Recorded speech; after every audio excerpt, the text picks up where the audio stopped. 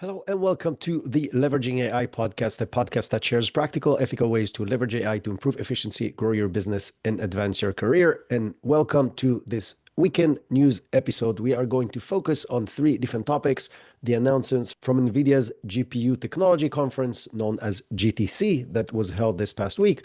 We're going to continue talking about the AI war with China, and we're also going to talk about the updates to robotics in this past week that have made some big leaps forward and their potential impact on the workforce globally. And then there is a long, fun list of rapid fire items that we're going to touch on a lot of stuff this week, including some interesting announcements from the big companies. So let's get started.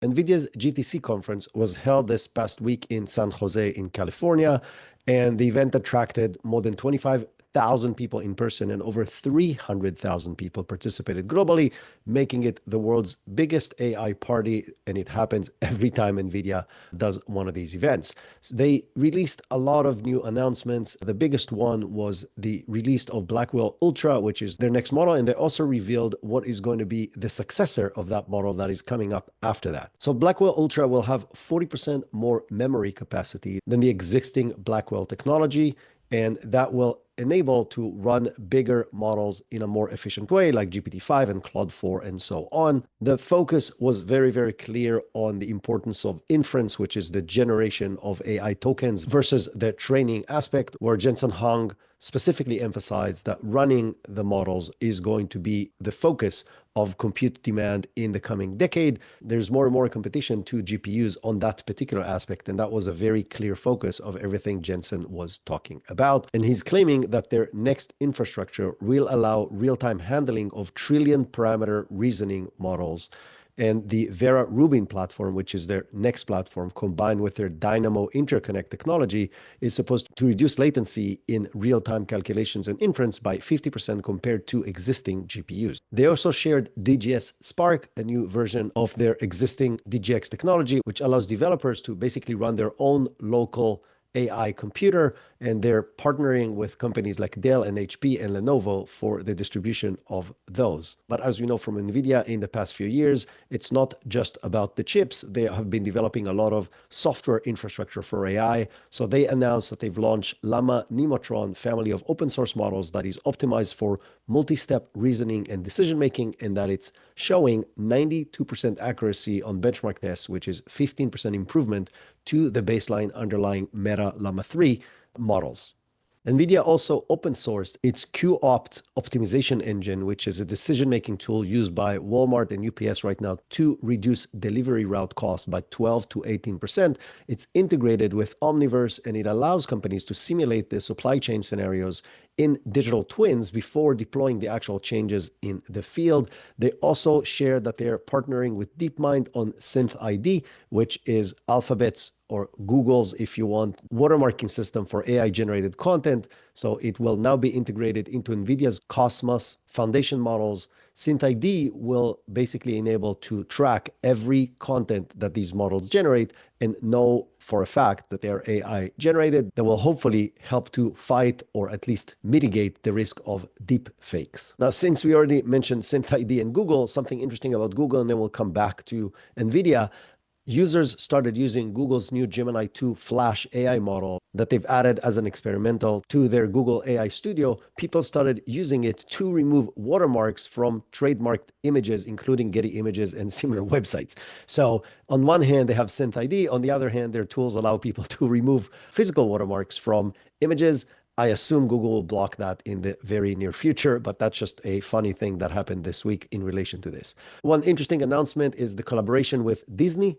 They're planning to build a generative AI pipeline for animated films using Omniverse and RTX 1590 GPUs that were just launched at GTC. And the main thing that they will enable Disney to do, and other artists after that, is to render scenes in real time while the AI agents handle tasks like lip syncing and background generation and so on. And the anticipation is it will reduce the estimated production time and costs by 40%. This is very clear why Disney and other creators wants to use it. And I assume other people like me that are generating content regularly will probably benefit from this down the line. Now, despite the fact that in January 2025, just a couple of months ago, Jensen remarked that quantum computing won't be useful for the next 15 to 30 years, Nvidia unveiled the Nvidia Quantum Accelerated Computing Center, NVAQC, in Boston, where they're partnering with MIT and Harvard for research in simulating quantum computing capabilities on GPUs. That's an interesting move, and it will be very interesting to see where Nvidia moves forward in that field. They definitely have the money to invest in that direction if they wanted to. Now, one of the biggest fears that were raised recently is US tariffs and their impact on Taiwanese chip imports and their costs, which are a key to Nvidia's success, where they're mentioned that they're investing $200 billion in US manufacturing to insulate short-term margins. Now, analysts wasn't necessarily convinced, and they're claiming that onshoring chip production can remove 4 to 6% of margins by 2027 just because of the higher cost of manufacturing in the US. In general, investors and analysts weren't impressed with this whole presentation by Nvidia, and the stock actually went down this week. Not by much, but usually after these kind of events, Nvidia stocks went up, and it was the opposite in this particular case. One of the reasons is Jensen, as I mentioned, is clearly stating that inference is going to be the main thing moving forward because of the reasoning models and the new scaling laws around the reasoning capabilities of these models. And there's a lot more competition on the inference side compared to the training side to GPUs. So companies like Cerebras and Grok are offering low-cost inference chips that have been running for the last few years, providing better results, faster results, and cheaper results than GPUs on inference. And in addition, the big players like Google, Microsoft, and Amazon are developing their own chips. And now Meta is going into that field as well. So there's going to be a lot of competition to NVIDIA in the inference field. NVIDIA also gave some great examples of actual real-world benefits of AI capabilities that they're providing. So they shared that their new system, Holoscan 3, which they demoed at GTC, enables real-time AI analysis during surgeries, and that they're partnering with Medtronic, which is a giant in that field, that the systems is going to, as an example, reduce laparoscopic procedure times by 25% while providing better results. They also shared that they are playing in the drug discovery field with their Evo2 biology model that predicts protein interactions 50 times faster than legacy tools that are doing the same thing. And this can accelerate things like vaccine development. And in another field they're playing in, General Motors announced that it will equip all of its 2027 vehicles with NVIDIA's Drive Thor system, enabling level 4 autonomy through their Groot N1 robotics platform. So like in every single time NVIDIA does this thing, it's on one hand, really exciting. On the other hand, really, really scary. They have their solutions across everything AI, from software to hardware to infrastructure to robotics to metaverse to everything you can imagine.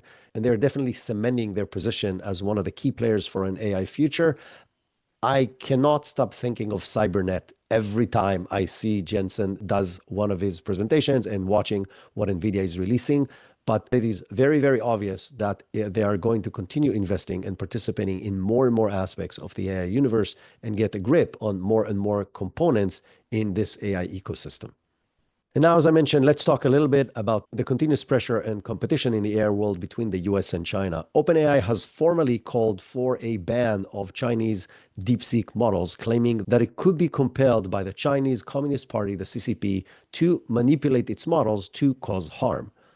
So in a formal letter to the US Office of Science and Technology Policy, OpenAI proposed banning China-produced equipment and AI models in Tier 1 countries and Tier 1 companies, including partners like UK, Canada, and Germany, due to privacy violation and security risks.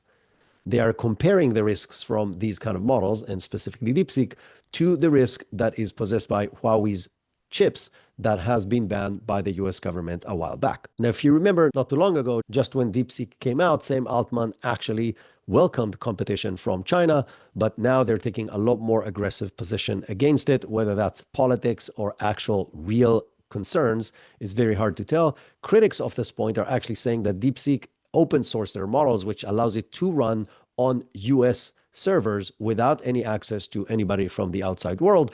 So again, you can decide for yourself whether you think this is more politics and trying to block competition from China, or this is a real concern to US national security. In parallel, the US Department of Commerce has banned the use of DeepSeek models to government-furnished equipment, including government employees and any other government devices, citing concerns about the Chinese company potentially accessing sensitive information. The Commerce Department bureaus sent a mass email to staffers introducing them to do not download, view, or access any application, desktop apps, or website related to DeepSeek. That's pretty broad. I mentioned to you in previous episodes that similar bans has been implemented by several states and even several countries. So states like New York, Virginia, and Texas already have these bans on DeepSeek products. And there's a new bill in the House called No DeepSeek on Government Devices Act that were introduced as a bipartisan effort to block it from any government devices. In addition, beyond government devices, Wall Street Journal reports that the Trump administration is weighing to potentially broader restrictions, including potentially banning DeepSeek apps from the App Store in the US and from all US cloud providers. So time will tell whether we will even have access to DeepSeek in the US through standard channels. As I mentioned, other countries such as Australia, Italy, and Taiwan has been completely banning DeepSeek on all government devices, and some other countries such as France, South Korea, Ireland, and Belgium are considering similar steps. Now, an interesting approach has been taken by Amazon. So if you remember, I shared with you that a few days after DeepSeek showed up, Amazon already started offering it as an open source solution on its AWS platform. That being said, Amazon just started warning customers and all of its employees as far as privacy concerns over using DeepSeek's AI models. So again, is this real security threat? Because Amazon clearly stated when they allow people to use DeepSeek R1 on AWS that, and now I'm quoting, inputs and model outputs aren't shared with any model providers, basically saying this data stays on AWS. So what is the concern? Well, I think in this particular case, the concern is very clear. Amazon is developing its own AI models called Nova, and they are a hybrid reasoning architecture similar to Anthropic Claude 3.7 and what GPT-5 is supposed to be, and they are planning to offer it as the main solution on AWS. They're planning to make it slightly cheaper than DeepSeek, and the idea here is obviously that DeepSeek models on AWS are competing directly with their own reasoning models that they're going to release. So warning people from the risks associated with it is a good way to push their models even further. Again, I'm not here trying to protect DeepSeek by any means. I would prefer that US companies and Western Hemisphere companies and countries will run on Western Hemisphere generated AI models. That being said, I think this particular case has nothing to do with real risks and more with commercial reasons. But staying on the topic of the race between the US and China, Baidu, the Chinese parallel of Google, so it's a gigantic company that is running all search in China, has just introduced two new models called Ernie 4.5, and there are two different versions of it. One is a traditional model, and one is a reasoning-focused model designed to compete with DeepSeek R1 and its parallels from the US. Both models are now freely accessible to individual users through Ernie's bot's official website. Now, they're claiming it's a fully multimodal foundation model that has exceptional multimodal comprehension capabilities, allowing it to process and understand text, images, audio, and video, and they're comparing it to the latest top models from the US. Now, another interesting change in direction in Baidu, their previous models were not very successful and were not very highly accepted, even in China. And now that there's additional competition, they're open sourcing their models, which they haven't done before.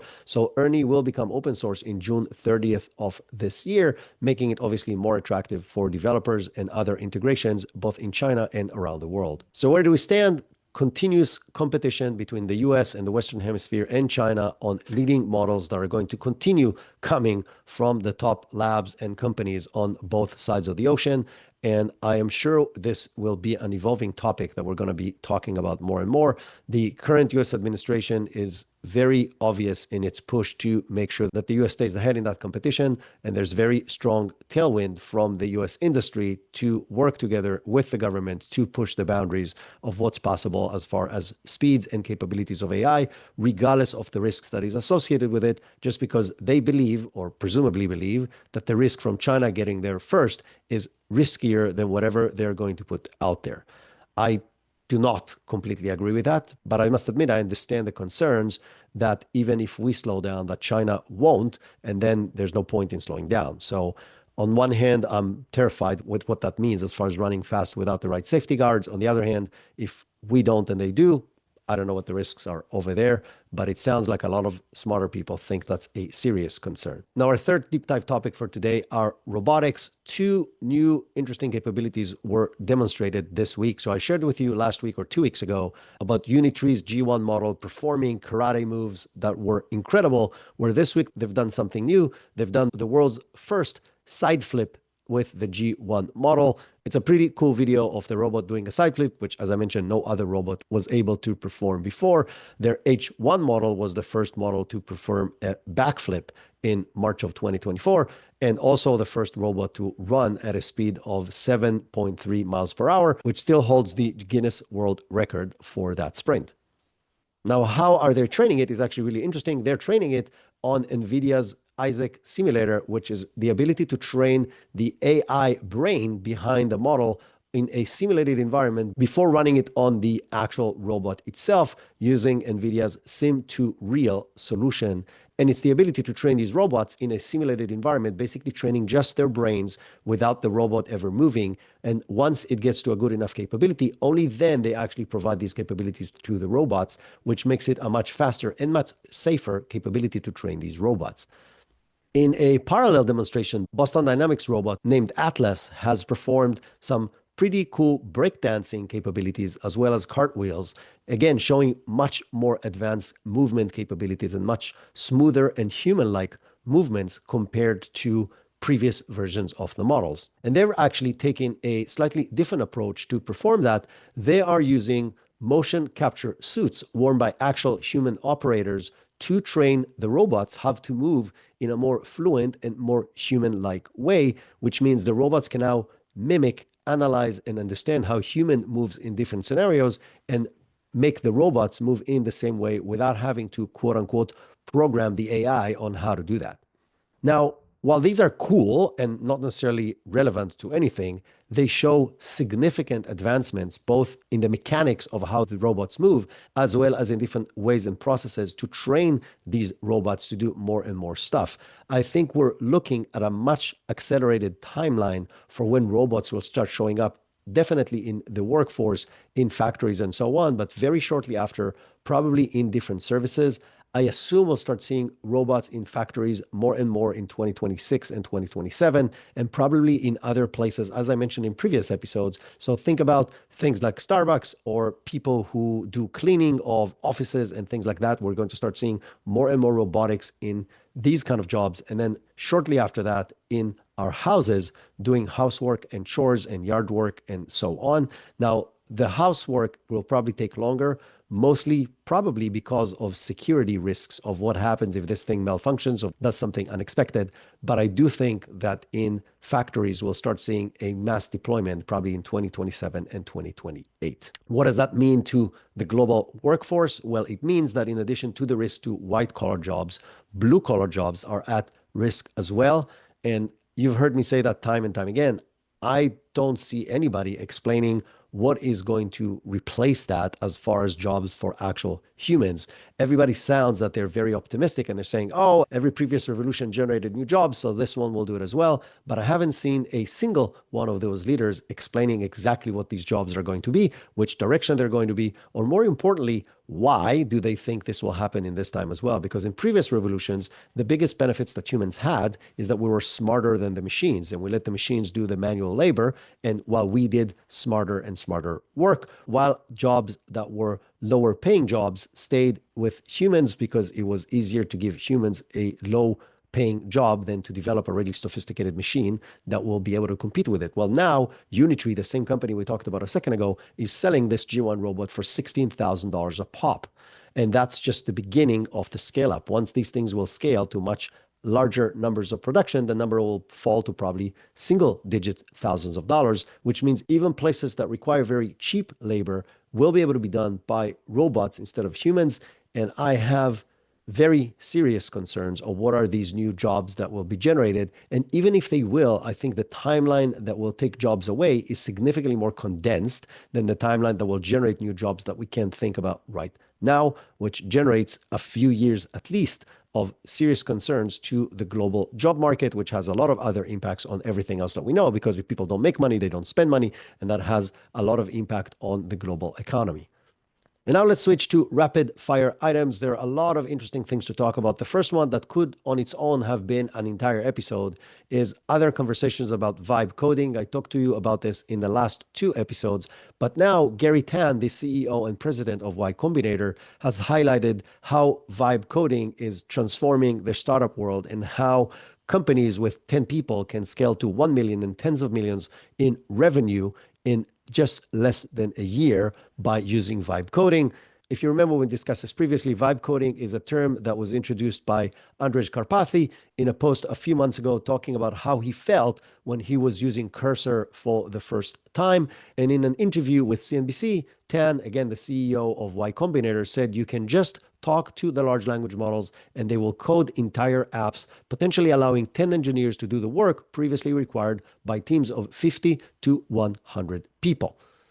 Last week, I shared with you that 25% of startups in the current batch of companies in Y Combinator are generating 95% of their code with AI, despite the fact that they have very capable founders that can write the code themselves. This is another field where human labor is being replaced very, very quickly by developers. Now, these companies still need developers. The fact that I can now write code without understanding it doesn't mean I can become a coder. People who have coding experience can develop things that are significantly more sophisticated and faster than I can. But as they mentioned themselves, they can do with 1 or 10 people what was done previously with 100, which means they're not going to hire the other 90 to 95 employees that they would have hired in the same scenario developing these kind of capabilities. So on one hand, it enables amazing new innovation in the software world because significantly smaller teams can develop really sophisticated capabilities very quickly. But on the other hand, it means less work for less people unless we create a lot more startups that will hire these fewer developers. I'm guessing that it will end up with a loss of many developer jobs. Now, two different analysis companies have done analysis of AI-generated code, and they're claiming that there's significant increases in duplicate code, as well as that it forces developers to spend more time on debugging, and yet it is very, very clear what the direction is.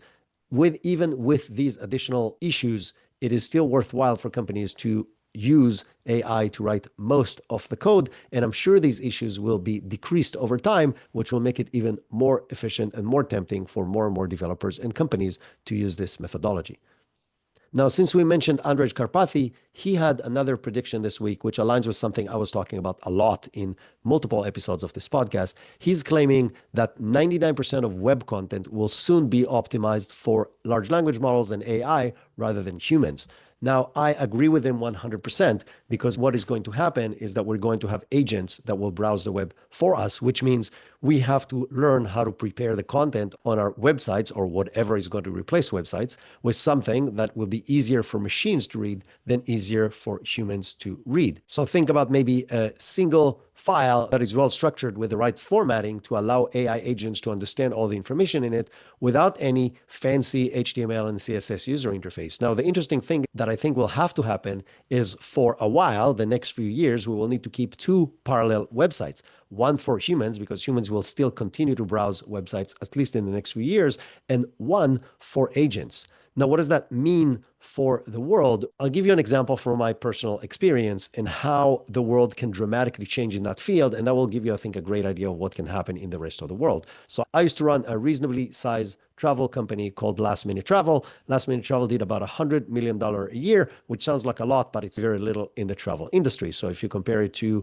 Expedia and all the brands that work under that, and by the way, under these two companies are most of the travel websites that you know. So while you think you know what you're doing and you know which websites are better than others, it's all a scam. It's all owned by two companies, and they also own the quote unquote comparison websites like Kayak and Trivago. So there's no real competition in the travel world. But putting that aside for a second, these two companies between Expedia and all their brands and Booking and all their brands pay over $10 billion a year on digital marketing, basically making sure they're top of minds and that everything you're going to click and search on Google is going to show their solutions. But what if that's not the case anymore? What if nobody goes to websites, and what if nobody looks at ads? What does that mean to the huge amount of traffic and huge amount of money that these companies are generating? What does that mean to the way the internet even works? So if you think about how the internet works today, the internet is free. You're not paying for using the internet. You're paying your ISP for their service, but you're not paying for the internet itself. What runs the internet is ads, right? So people are paying money so they can send direct ads to you based on your search, based on your behavior, based on your cookies, and so on. And all of that may go away with the introduction of agents and them browsing the world. So how does the internet continue functioning in this new model? I don't think anybody knows, but it's coming very quickly. Now, those who will figure it out faster will gain a huge benefit. So again, think about the example I just gave you. What if a company that has access to the travel backend, which many companies do, figure out how to do this better than Expedia and Booking.com? They can undercut them very quickly as soon as agents take over more and more of the search of the web universe. And that is true for any other industry as well. So any company that depends on web traffic for its livelihood needs to think very deeply on what that means to them and what steps they need to take in order to sustain and preferably grow their current dominance in this new universe. And now for really quick updates on several new releases from multiple companies. OpenAI is going to introduce a new version of their voice capabilities on the API. They just introduced 3 different voice models, 2 that transcribe voice to text and 1 that generates voice from text, and it will have higher accuracy, and it will also allows you to control the vibe of the voice that is being generated to tweak it to be more like a pirate or like a bedtime story or whatever other mood you want to create with those voices.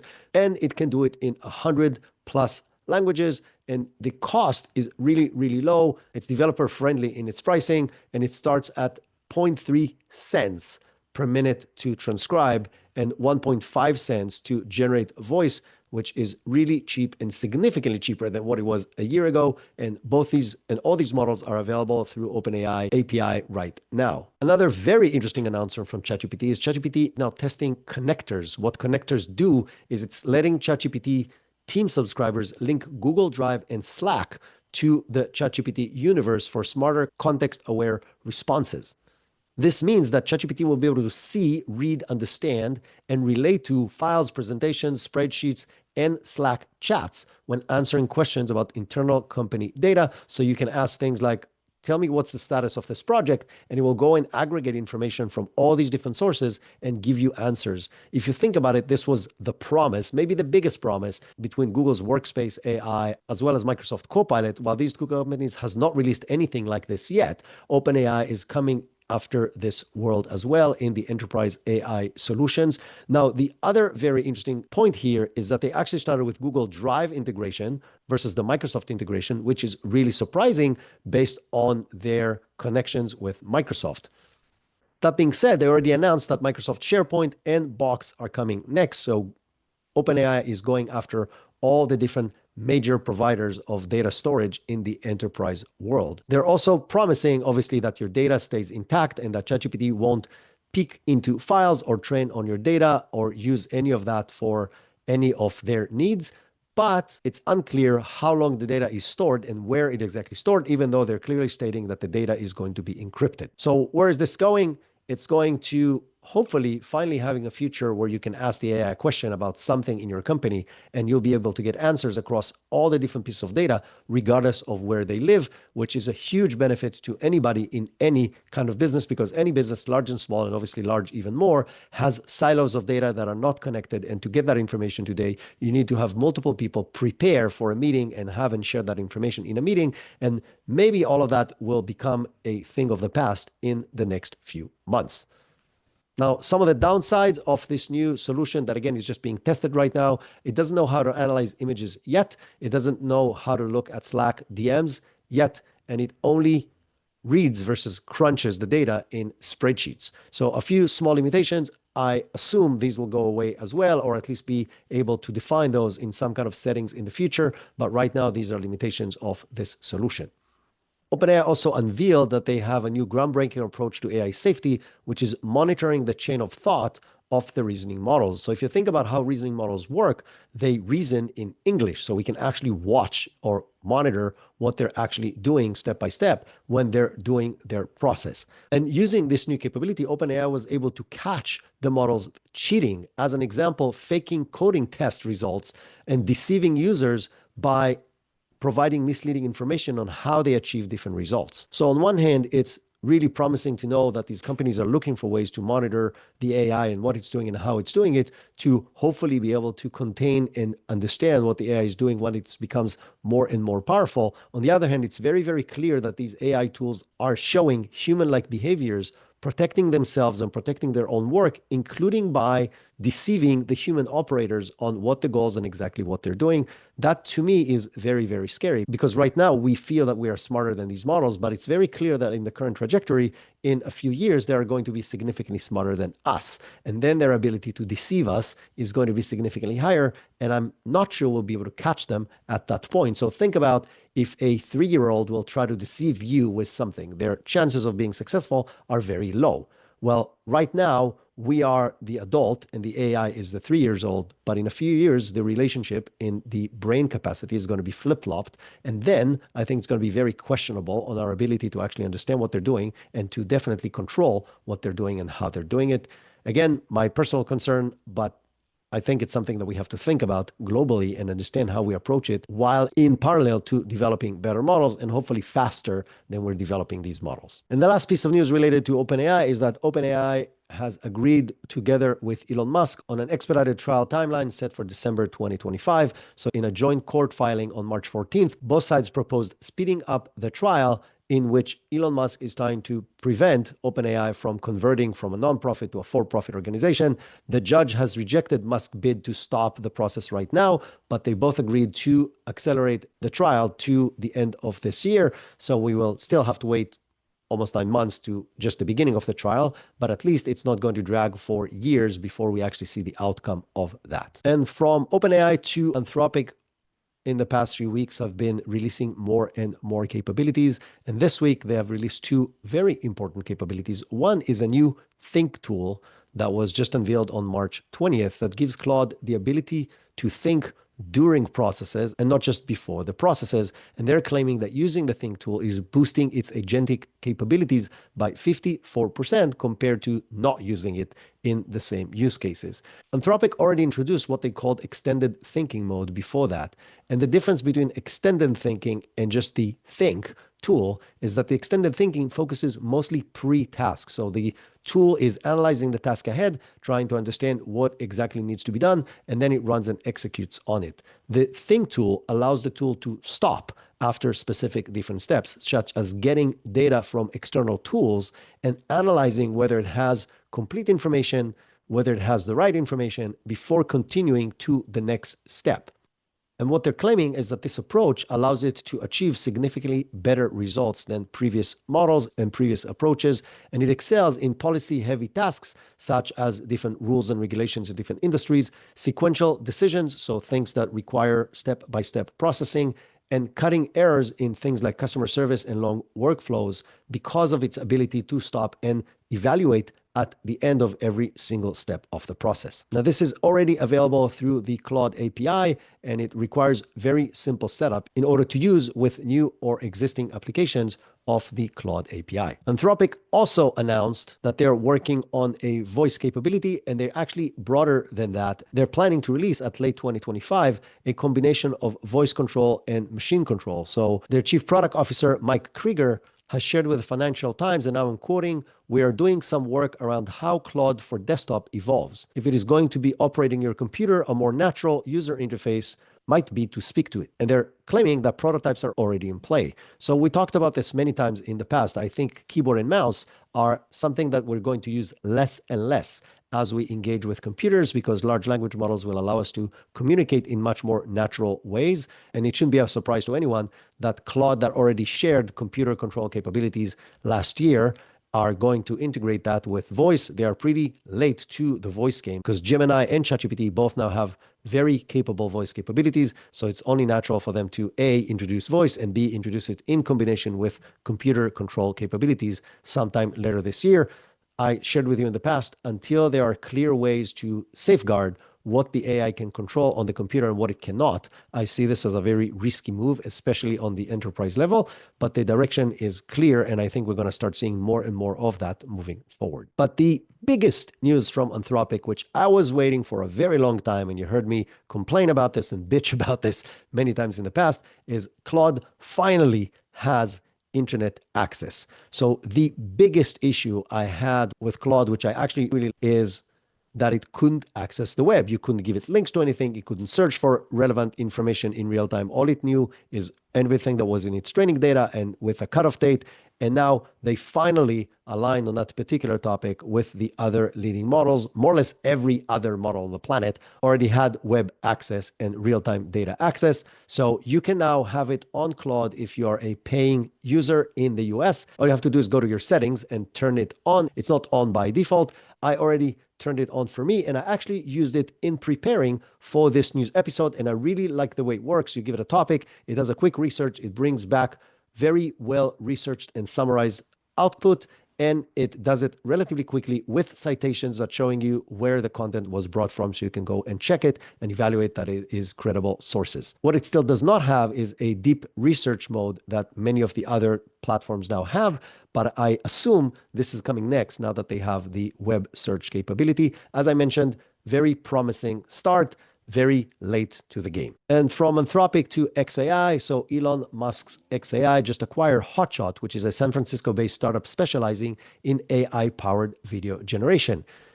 If you remember earlier this year, Musk teased that Grok video mode is coming in just a few months. Well, this might be a way to get there faster by acquiring a company that already knows what they are doing. When exactly will it be integrated into Grok? It's unclear, but knowing the speeds that Grok has done everything so far, I'll be really surprised if we don't see something before the end of this year. In a very interesting piece of news from xAI and Elon is the announcement that xAI has joined forces with Microsoft, BlackRock, and UAE-based MGX in a $30 billion project to build AI data centers for xAI.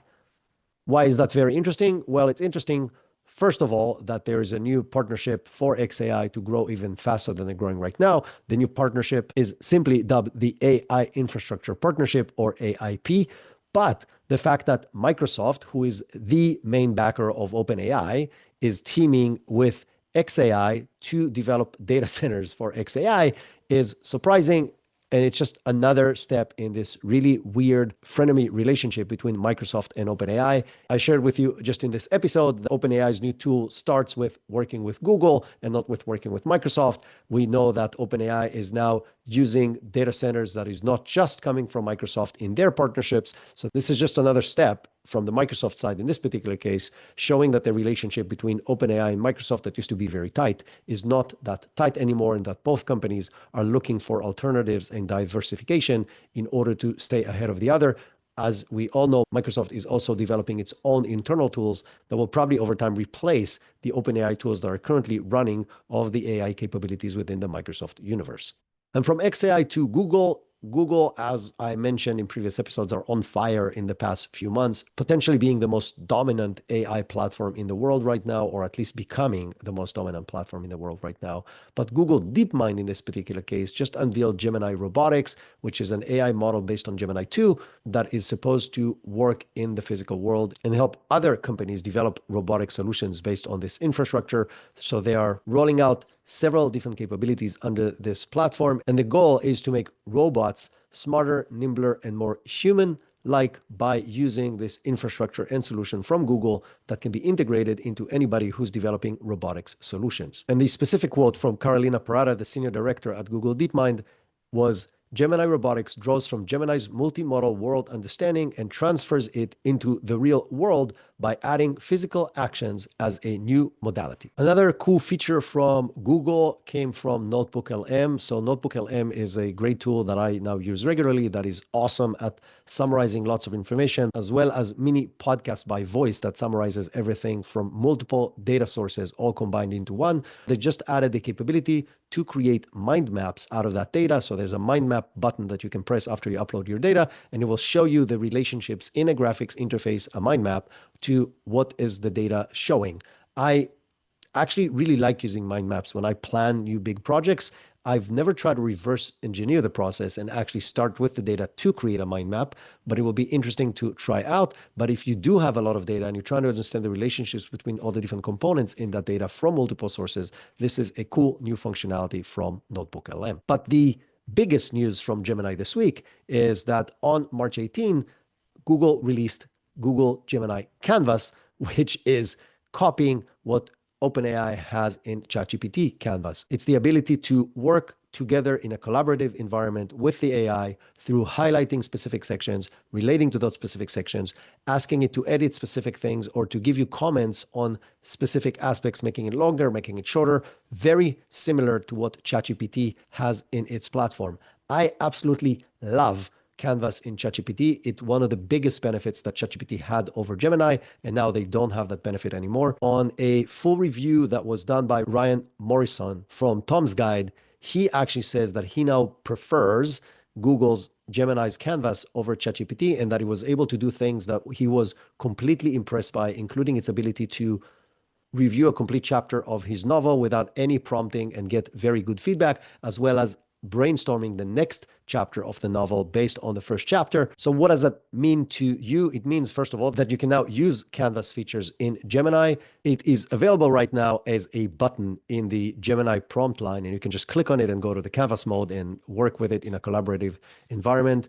This shows that there is really no moats in the AI race, and literally almost anything one company will do, another company will copy and probably do a little better shortly after. So if you remember, ChatGPT Canvas came after Claude had Artifacts, which was the first company that did this side-by-side collaborative solution. OpenAI's Canvas was significantly better than Artifacts, at least in some things. And now Gemini seems to be better than OpenAI, and they'll probably keep on upping each other on what are the capabilities of these tools, both in text as well as coding capabilities, which both excel. Now, while Gemini is copying things and competing with ChatGPT, ChatGPT just announced that their new beta assistant can now power Android as the assistant on the Android phones, replacing the just newly announced Gemini ability to control your phone instead of the old Google Assistant. So when you go to your settings right now on an Android phone, you can choose ChatGPT as the assistant instead of the old assistant and in lieu of the Gemini new solution that will presumably replace the old assistant on all Google phones later this year. Now, it's still not as well integrated into the Google phones as the Google Gemini app, which makes perfect sense. There's also no Hey ChatGPT versus Hey Google that you can do on the Google phones right now natively, because Google is blocking that at this point. Now, do I think that ChatGPT will be able to do a better job in controlling Google phones than Gemini? No, I don't think so. I do think that over time, Google will develop more and more integrated capabilities that only they will be able to do because of their control of the actual operating system of the phone. But it's another move to show you how multifaceted this race is and how many aspects of our lives it actually impacts across every interface that we have, from computers to systems to our handheld devices, etc., etc., etc. And as I mentioned in previous episodes, don't be surprised if very soon you'll be able to talk to your microwave or other day-to-day tools you use in your house in your natural voice, and you will understand what you need and will do the relevant setups for the output that you need. And speaking of the all-out race between the big companies across everything AI, Meta just kicked off its first in-house AI training chip. Now, they've actually tested a similar approach before, back 2 years ago, and that failed miserably. And that forced them to spend $2 billion on Nvidia GPU to cover for their failure. But it seems that they're on a different path in this particular point, and they are planning to build and rely over time on their own chips versus Nvidia's for at least some of their AI needs. And speaking on Meta, Yann LeCun, Meta's chief AI scientist, just shared his long-standing view, but just shared again his view about large language models and their limitations, calling them just token generators. And he restated what he's been saying for a very long time now, that he believes that large language models are not the path to AGI, and he's betting on the next generation AI architecture that is mimicking the way humans perform, focusing on 4 different things: grasp of the physical world, hold persistent memory, planning, and reasoning. Again, this is not new from Yann LeCun, just a reminder that he does not believe that LLMs can lead to AGI without all these other capabilities. Now, in parallel to this, if you think about it, Meta hasn't released an updated Llama model for a while now, despite everybody else releasing new models and new capabilities, which may hint to the fact that maybe Meta and Yann LeCun are actually focusing on something else that they may release when it's ready that will be different than a large language model. And for the last piece of news today, we're going to talk about when we are going to get AGI, at least based on Demis Hassabis, the CEO of Google DeepMind and a Nobel Prize winner. So in a London briefing this week, he anticipates that we will achieve AGI in 5 to 10 years. He admits that today's AI is very passive and lacks many capabilities that are needed to surpass human capabilities across the board, but he believes that in the next 5 to 10 years, we'll be able to bridge those gaps. Now, while that's his predictions, many other leaders, including Sam Altman and Dario Amodei, believe that AGI is coming within the next 2 to 3 years. Cisco's Jeetu Patel bets on this year, and I've shared with you several different articles in the past few weeks that several other people thinking that AGI is imminent. Who is correct is very hard to tell. What I think it doesn't matter. And the reason I think it doesn't matter, because I think AGI is not a line. It's not a point where we say, oh, now we have AGI. And AI is just progressing in a very high speed, doing more and more things better than humans. And as it takes over another thing in which it's better than humans, it's going to have significant, profound impact on everything that particular field touches on. And then it's going to take another field and another field. So the AGI definition itself, even if some people can agree on what it really means and most people cannot, is not relevant for what we actually see as the implications of that in the real world. We will have to learn how to live alongside with AI across everything that we do and figure out the implications of it on our lives, including literally everything we know. That's it for this week. If you enjoy this podcast, please share it with other people who can benefit from it. Open your phone right now. I know, yes, right now, unless you're driving, and because otherwise you'll forget, and I know you want to do this. So please open your phone, click on the share button, and send it to a few people you think you can benefit from it. While you're at it, I would really appreciate it if you can leave us a review on Apple Podcast or Spotify or other favorite platforms, and connect with me on LinkedIn, Isar Meitis, and tell me what you think about the podcast, what you think I can do better. I really appreciate your feedback. A lot of you write to me anyway, even without me asking. So maybe if I'll ask, we'll get even more feedback. On Tuesday, we'll be back with another fascinating how-to episode where we're going to deep dive into how to use AI for specific use cases. And until then, enjoy the rest of your weekend.